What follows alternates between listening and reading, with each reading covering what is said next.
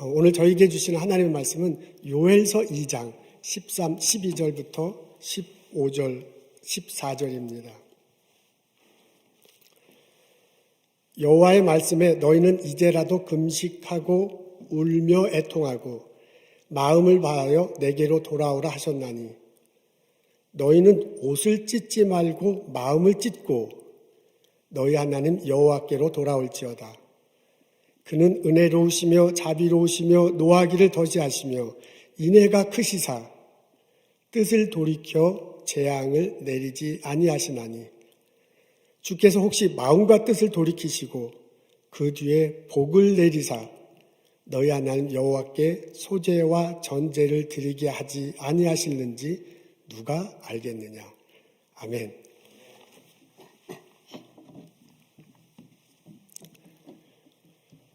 2020년 8월 6일자 영국 BBC 방송 웹사이트에 흥미있는 기사가 실렸습니다. 아프리카 동쪽에 수많은 메뚜기 떼가 나타나서 사람들을 어렵게 한다라는 말입니다. 무려 8천만 마리 이상의 메뚜기 떼들이 등장해서요, 식물과 과일류를 그냥 다 먹어치운다고 합니다. 메뚜기 한 마리가 한 2g 정도가 채 안 된대요. 그런 것들이 막 떼로 몰려달려갖고 사람이 먹는 곡식들, 식량들을 먹어치워요. 하루에 사람 3만 5천 명이 먹을 수 있는 식량을 먹어치운다고 합니다. 국가적 재난이 벌어지고 말았습니다. 이 메뚜기들이 이동을 했어요. 처음에 이제 동아프리카에서 그냥 막 그 극성을 피우더니 중동으로 갔다가 나중엔 인도로 옮겨갔다가요. 나중엔 중국 서부까지 오더니 이제 겨울이 되면서 소멸되었습니다. 그래서 그 많은 사람들이 이 메뚜기 때문에 고생을 했습니다. 이 신문 기사의 제목이 참 흥미롭습니다. 여러분 앞에 사진에 보일 텐데요. Biblical Locust Plagues라고 이렇게 적혀져 있네요. 성경에 나올 법한 그런 메뚜기 떼 재앙이, 우리 역병이 2020년에 벌어져서 사람들이 굉장히 고생하고 있다라는 것으로 해석할 수 있습니다. 기원 400여 년 전 남유다 백성들이 이와 비슷한 이것보다 더 심한 어려움을 겪었습니다. 수억의 멧돼지들이 날아와서요, 그 푸른 잔디를 그냥 다 먹어치우고요, 식물을 먹어치우고 나무에 있는 과일을 다 먹어버렸습니다. 날마다 성전에서 드릴 제사 그 제물조차도 없어가지고 이 제사장들이 어떻게 할지 막 애를 먹는 그런 모습이 나옵니다. 이게 끝이 아니에요. 가뭄이 몰아닥쳤어요. 그래서 막 시냇물이 마르고 그리고 초원들이 다 바짝바짝 말랐습니다. 설상가상으로 불도 났어요. 그래서 나무가 죽지는 않았는데 나뭇잎만 먹어가지고 이게 불이 나갖고 나무가 다 타버리는 상황이 됐습니다. 천재지변으로 인해서 남유다 백성들이 너무너무 고생을 합니다. 백성들이 먹을 것이 없어서요, 이게 들판을 보면서 망연자실하고 있습니다. 제사장들이 제사를 드려야 되는데 심지어 제사를 드릴 재물조차 없는 거예요. 그래서 울고 있는 장면이 요엘서에 묘사되어 있습니다. 에덴 동산 같았던 것이 성경에 보니까 나와 있어요. 마치 황폐한 사막처럼 되고 말았습니다. 이럴 때는 어떻게 해야 할 것인가? 백성들이 눈물 흘리면서 제사장들에게 물어봅니다. 그래서 제사장들이 어떻게 할지 고민하는 장면이 요엘서에 나옵니다. 이런 백성들을 향해서 하나님께서 요엘을 통해서 말씀해 주는 장면 저희들이 읽었습니다. 12절과 13절에요. 우리 앞에 있는데 다 같이 한 목소리로 읽겠습니다. 너희는 이제라도 금식하며 울며 애통하고 마음을 다하여 내게로 돌아오라. 너희는 옷을 찢지 말고 마음을 찢고 너희 하나님께 돌아올지어다. 이게 지금 아무것도 없어, 먹을 것이 없어서 눈물 흘리고 있는 백성들에게 하신 말씀이에요. 뭐라고 얘기하면 여호와께 돌아오라고 합니다. 와서 금식하고요, 울고 애통하래요. 그러면서 마음을 다하고 마음을 찢으며 여호와 하나님께 오라고 합니다. 이 내용을 읽으면은 참 신기해요. 아니 지금 막 백성들이 다 죽게 생겼거잖아요. 여호와께 돌아오라는 건데 사실 백성들이 이렇게 힘든 상대는 메뚜기 떼들이에요. 그러니까 그 메뚜기 떼를 어떻게 처방해야 될 것인가라고 말을 해주면 이게 좀 더 좋을 것 같은데 그런 얘기는 하지 않습니다. 여러분, 상황은 굉장히 비참합니다. 이 사람들이 먹을 것이 없고요. 일단 당장 이제 먹을 것이 없으니까 어떻게 할지 굶고 있는 상황인데 그 먹을 것을 어떻게 해결해야 될 것이다라고 말해주면 좋잖아요. 근데 그런 얘기는 전혀 없습니다. 여러분, 백성들은 아주 마음속에 깊은 상처가 있었을 것입니다. 이 하나님 나름대로 섬긴다고 섬겼는데 이게 지금 뭐야, 아무것도 지금 다 날아가 버린 거거든요. 그러니 어떻게 살까 막막한데 그런 사람들에겐 위로가 필요하잖아요. 위로의 말씀 나온 다음에 여호와께로 돌아오라 뭐 이래도 되잖아요. 근데 전혀 그런 말을 하지 않아요. 금식하라, 울며 애통하라, 마음을 다하고 마음을 찢고 여호와께로 돌아오래요.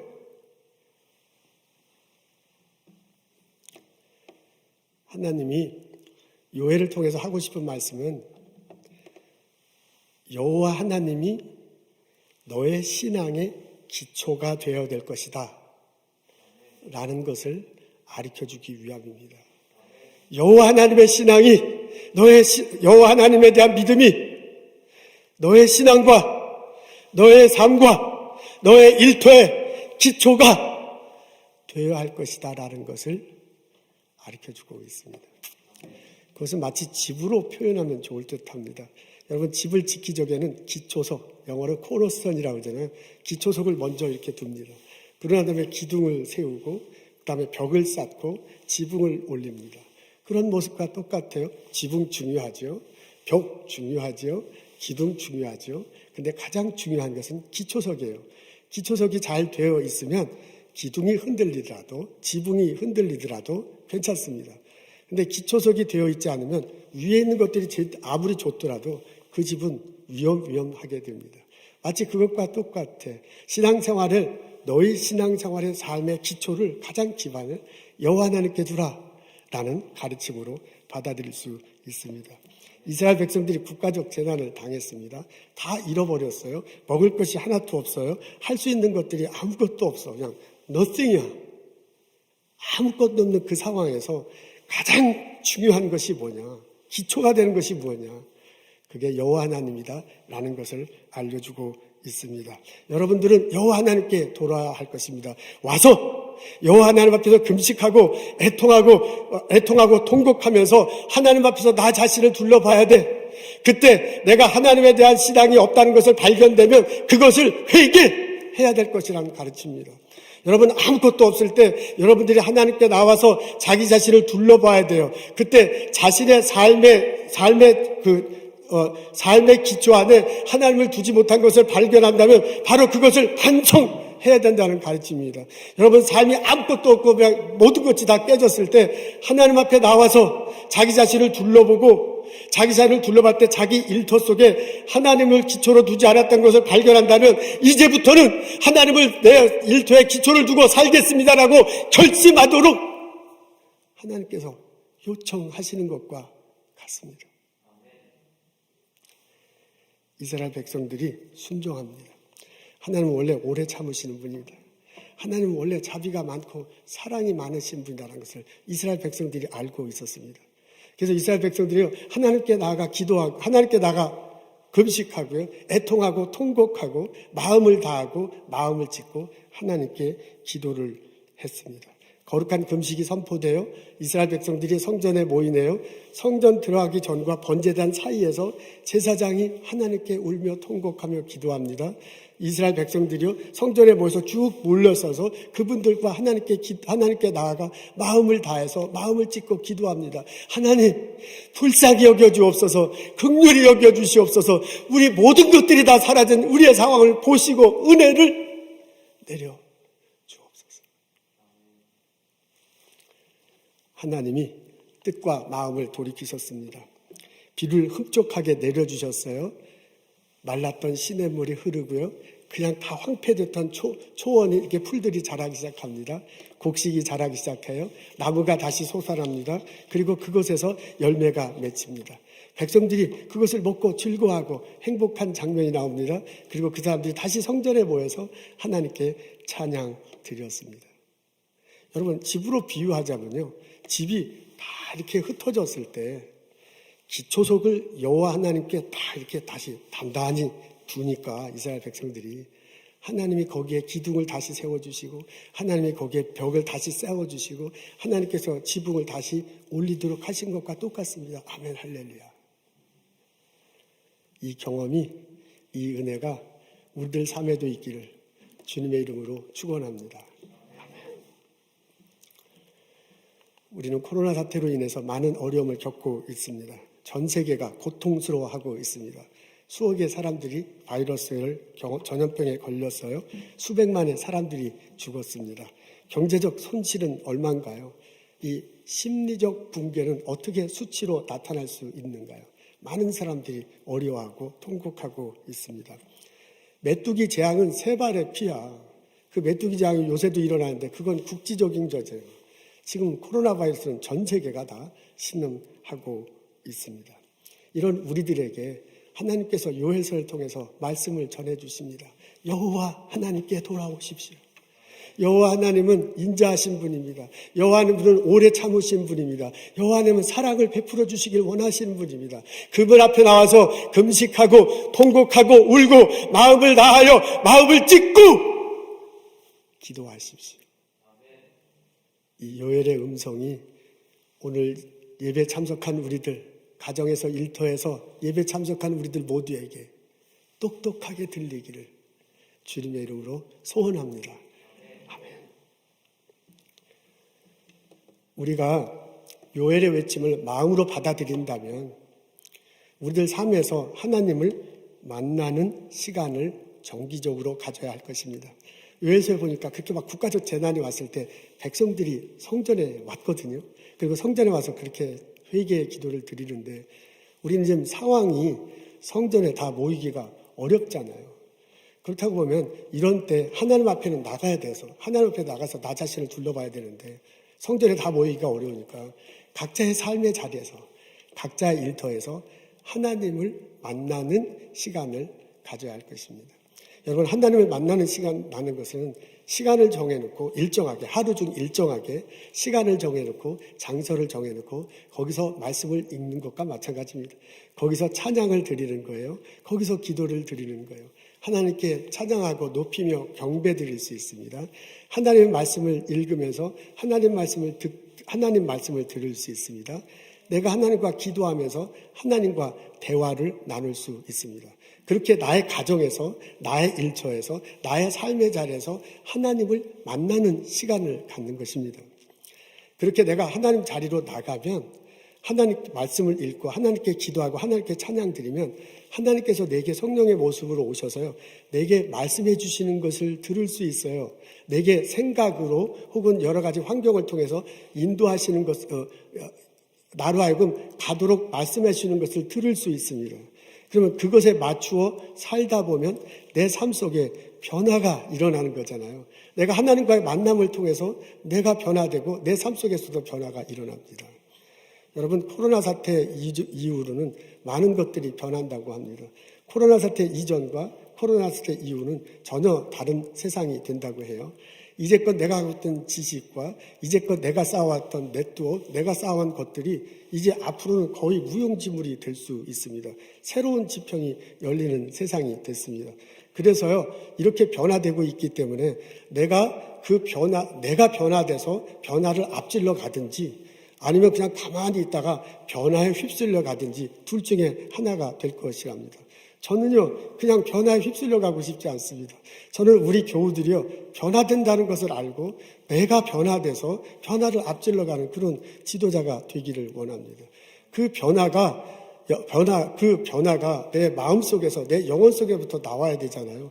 내 생각이 바뀌어야 되잖아요. 그 변화의 시작을 바로 여호와 하나님 앞에서 찾는 거예요. 이 대재앙의 시기에, 이 대변화의 시기에 하나님과의 만남의 시간을 갖고 그분 앞에 나가서 말씀을 읽고 그분 앞에 나가 찬양을 드리고 그분에게 이제 기도하면서 대화를 나눈 겁니다. 그것을 통해서 내게 해주시는 말씀, 내 삶을 통해서 하고 싶어하는 것들이 있잖아요. 그 변화를 일으켜 나가는 거예요. 그것은 마치 집하고 똑같아. 이게 집을 다시 지을 수 있잖아요. 이렇게 막 부셔버리는 게 아니라 지붕 뜯어내고 벽 다시 뜯어내고 지붕하고 난 다음에 기초를 단단히 해놓고 다시 어떻게 하면 우리 집의 맛과 리오거나이즈 할 수 있잖아요. 가끔 그렇게 하잖아요. 지금 이게 비유예요. 그래서 기초를 다시 세워놓고 기둥을 다시 세우고 벽을 세우고 집을 세우는 것과 똑같은 거예요. 내 신앙을 하나님 앞에서 다시 이렇게 다 부대해. 내가 이제까지 살아왔던 삶을 하나님 앞에서 다 이렇게 다 이렇게 풀어놓는 거예요. 내가 일하던 방식, 하나님께서 주신 은사 이런 것들을 다 이렇게 풀어놓는 거예요. 그리고 하나님과 대화를 하면서 다시 리오거나이즈 하는 거라 똑같 그 말입니다. 집으로 비유하자면. 그때 내가 리오거나이즈 할 때 생각이 바뀌고 이게 생각이 바뀌고 변화를 주도할 수 있는 거잖아요.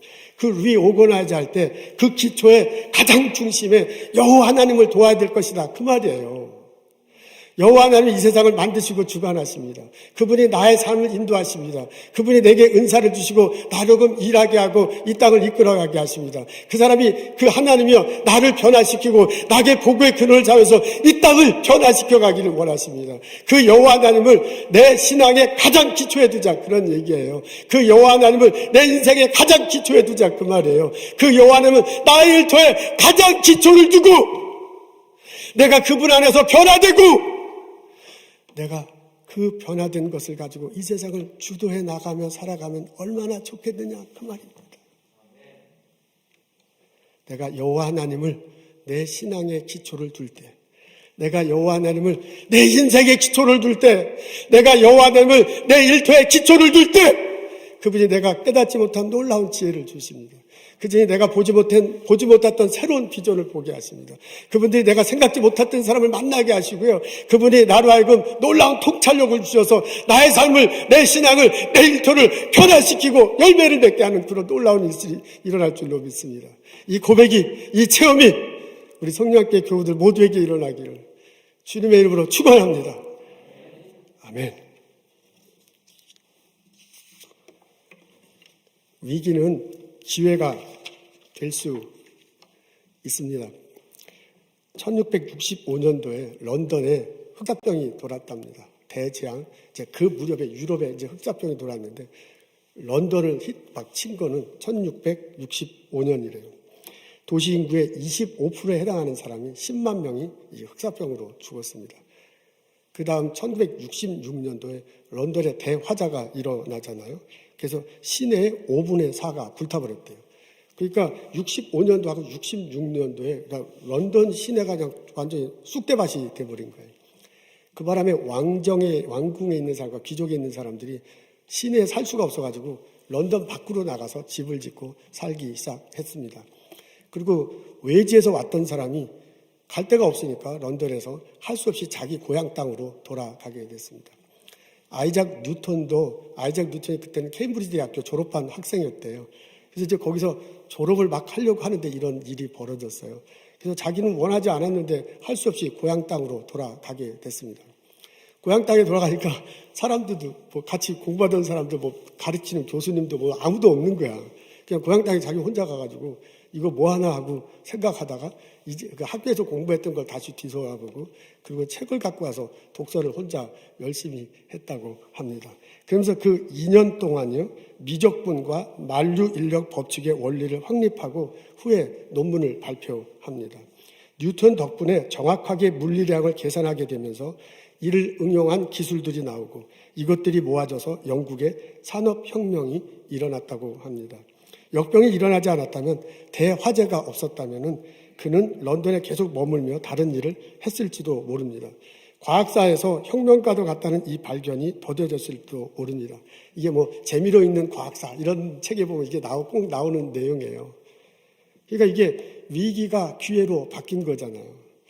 우리가 요엘서를 읽어보면 메뚜기 떼들려서 완전히 토초화됐어요. 근데 그 백성들이 여호와 하나님께로 돌아오면서 다시 신앙이 재건되고 삶이 재건되는 모습이 요엘서에 나오거든요. 그걸 다른 식으로 얘기하면 위기를 기회로 바꾼 거야. 그거를 그냥 스스로 바꾼 게 아니라 하나님이 신앙 안에서 위기를 기회로 바꾸도록 이끄시는 것이 바로 이 요엘서에 나와 있습니다. 여러분 이 깨달음과 이 체험이 우리들에게도 있기를 주님의 이름으로 축원합니다. 아멘. 바쁜 시간 안에서 자기가 시간을 쪼개고 장소를 내서 하나님께 나가고 하나님을 만나는 것은 말이 그렇지 참 쉽지 않습니다. 우리 마음은 그러고 싶어. 근데 가정에서 지금 막 계속 재택근무를 하잖아요. 그럼 아이들하고 막 이렇게 쭈쭈하면서 그런 시간을 내기는 참 쉽지 않습니다. 일터에 나가서도 사람들이 보는 게 있잖아요. 그런 것들을 염두에 두면 또 하기도 어려워요. 그리고 또 안 하다 갑자기 하려면 참 쉽지 않아요. 그래도 하나님과 만나는 시간을 갖도록 여러분들에게 요청을 합니다. 근데 이게 마음대로 잘 안 돼요. 그래서 요엘이 오늘 말한 게 마음을 다하라. 마음을 다해서 여호와께 돌아오라. 그렇게 얘기한 거예요. 그 정도가 아니라 마음을 찢으면서 여호와께 돌아오라라고 그렇게 말한 겁니다. 사도 바울의 말씀이 생각나요. 내가 원하는 바 선은 행하지 않고 도리어 원하지 않는 바 악은 행하는도다. 그러면서 얘기하잖아요. 내 자신이 마음으로는 하나님의 법을, 육신으로는 죄의 법을 따르니라. 그리고 오호라 나는 공고한 존재다. 로마서 7장에 보면 나와. 사도 바울도 그런 거예요. 지금 이게 우리 가운데 이렇게 마음이 이렇게 가운데 있다고 생각한다면 한쪽으로 선이 있고 또 한쪽으로 육신이 있어요. 선과 악이 있어. 근데 이게 선은 선대로 내 마음을 자꾸 영향을 주려고 하고 악은 악대로 이렇게 마음을 줘. 그러니까 내 마음은 선한 대로 선한 영향을 받아서 살고 싶은데 내 속에 또 다른 악이 있어서 이것 때문에 육신 이렇게 표현되어 있잖아요. 로마서에는. 그것에 영향을 받아갖고 자꾸 내 마음이 왔다 갔다 하는 거야. 내가 하나님을 만나는 시간을 가져야지. 하나님께 찬양 드리고 말씀 듣고 하는 시간을 가져야지.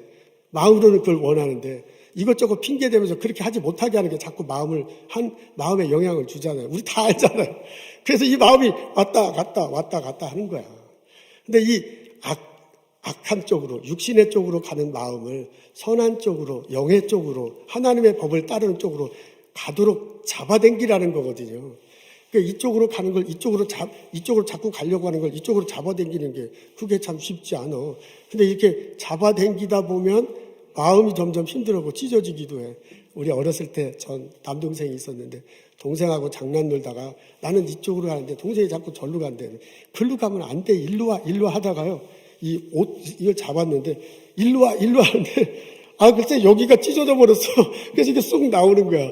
아니 그런 옷이 다 있어요. 요새는 안 그럴 때 옛날에 하여간 그 옷이 좀 별로 좋지 않아서 그때 얼마나 당황했는지 몰라.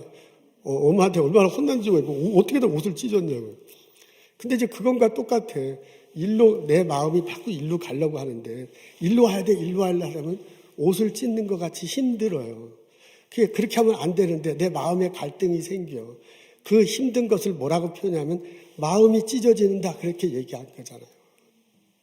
마음을 다해서 여호와께로 오라. 마음을 찢어가면서 여호와께로 오라. 여호와 하나님은 참 오래 참으시는 분이에요. 여호와 하나님은 자비로우신 분이에요. 여호와 하나님은 사랑을 베풀어 주시기를 원하는 분이에요. 우리가 이 재앙 속에서 아무것도 할 수 없다. 어떻게 미래 소망이 없다. 가진 게 없다고 할 때 하나님은 내게 다시 오셔서요. 내 삶 속에 여호와 하나님의 신앙의 기초를 두는 거야. 여호와 하나님을 내 삶의 기초를 두는 거야. 여호와 하나님은 내 일터의 기초를 세워줘서 그 위에서 신앙생활하고 그 위에서 인생을 다시 구상하고 그 위에서 내 일터에 변화를 일으키기를 원하십니다. 하나님이 성령으로 도와주실 것입니다. 하나님이 능력으로 덮어주실 것입니다. 하나님이 내게 복을 내려주시고 하나님이 내 삶을 의미로 바꿔주시고 하나님이 내 삶의 결실을 위해서 내 이웃들을 나누게 하고 이 세상에서 하나님의 영광을 돌리게 하고 이웃들과 나누며 섬기며 살게 하실 것입니다. 이 은혜가 이 체험이 우리들 모두에게 있기를 주님의 이름으로 축원합니다. 아멘. 삶의 자리에서 하나님을 만나는 시간을 가지십시오. 우리는 사순절을 맞습니다. 십자가 달시고 부활하신 예수 그리스도를 바라봅니다. 그분이 흘리신 피로 내 죄가 용서되었다는 것을 다시 한번 고백하고 내 삶을 뒤돌아보는 시간입니다. 힘들더라도 일터에서 혼란스럽더라도 가정에서 하나님을 만나는 시간을 가지십시오. 마음을 다하여 하나님께 나아가십시오. 필요하다면 마음을 찢고 하나님께 나가시는 나와 여러분 되시기를 주님의 이름으로 축원합니다. 하나님 감사합니다. 바라볼 수 있는 분이 하나님이셔서 참 감사합니다. 내가 사는 것은 은혜 때문이다. 찬양할 수 있어서 참 감사합니다. 내 밑바탕이 다 내 것이 다 무너지고 내 기초가 다 날아가더라도 그곳에 여호와 하나님이 계시다라고 믿고 나갈 수 있어서 너무너무 감사합니다. 마음을 다하여 여호와 하나님께 나갈 수 있도록 인도하옵소서. 마음을 찢고 주님을 예배하고 주님을 찬양하고 나의 삶 속에서 주님을 만나며 살아갈 수 있도록 저희들을 도와주시옵소서. 하나님, 주께서 주시는 것 많은 것들을 기억하고 거룩하게 구별하여 하나님께 예물 드립니다. 우리의 예물을 받아주시옵소서. 기도하는 마음으로 바친 손길들 기억하시고 그 기도 제목들 구체적으로 응답하여 주옵소서. 병든 자들 낫기를 원합니다. 사람들과의 관계 속에서 어려워하는 형제 자매들 그것이 풀리기를 원합니다. 일터소에 맺혔던 것들이 터져 나가기를 소원합니다. 하나님 그 은혜를 허락하여 주옵소서. 우리 스몰 비즈니스하는 성도님들 기억하시고 그 일터에 주님이 함께 하셔서 위로하시고 살 길을 열어주시고 활기가 넘치는 장소가 될 수 있도록 주여 힘을 더하여 주옵소서. 감사합니다. 예수님 이름으로 기도합니다. 아멘.